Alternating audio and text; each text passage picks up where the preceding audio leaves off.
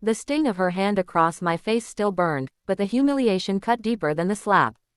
I stood frozen in the middle of the ballroom, surrounded by gasps and whispers, the music fading into awkward silence.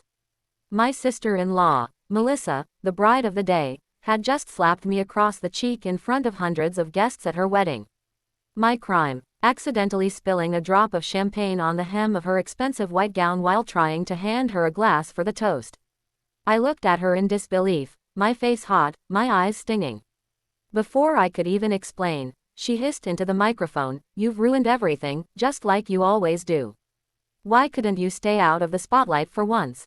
The crowd shifted uncomfortably, eyes darting between us, waiting for someone, anyone, to intervene.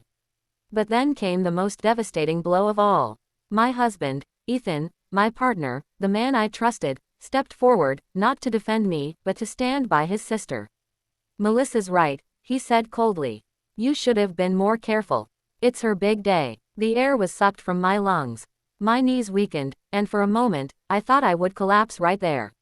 I had given up so much to support Ethan and his family, biting my tongue through their snide remarks, their endless comparisons, their subtle jabs.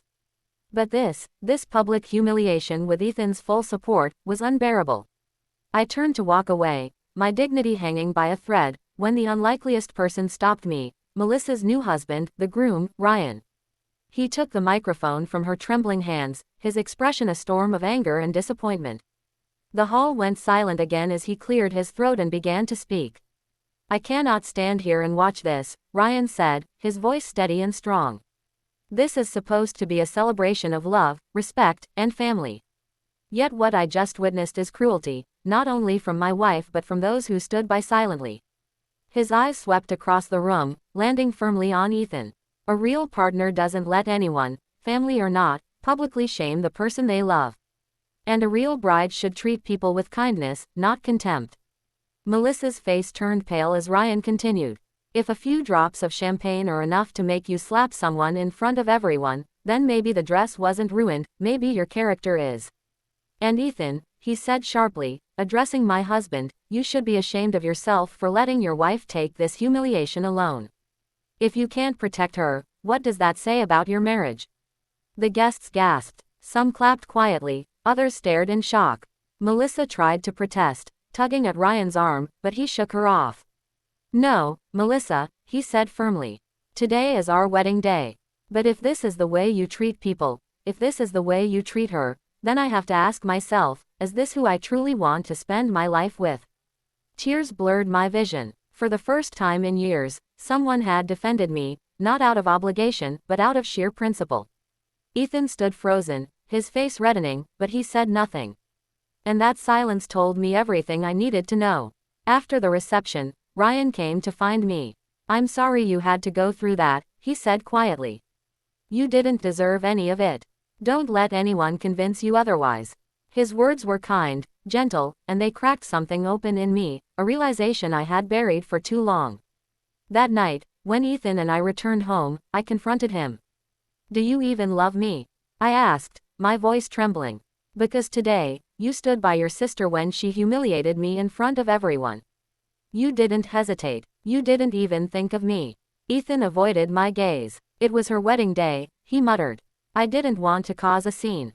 I laughed, bitterly. "The scene was already caused, Ethan. And you made your choice. You chose her over me. Maybe you've been doing that all along." We argued deep into the night, but his excuses were shallow, his remorse weak. Something inside me broke permanently. And in that moment, I knew, love without respect isn't love at all. Weeks later, I made the hardest decision of my life. I left Ethan. The papers were filed, the house divided, and though it was painful, I felt a strange sense of freedom. For the first time, I wasn't shrinking myself to fit into someone else's expectations.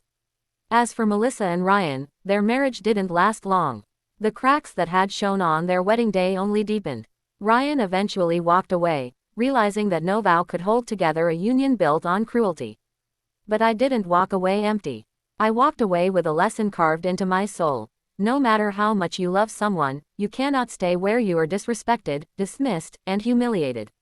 Love should lift you higher, not break you down. And now, when I look back on that day, I no longer feel shame for what happened.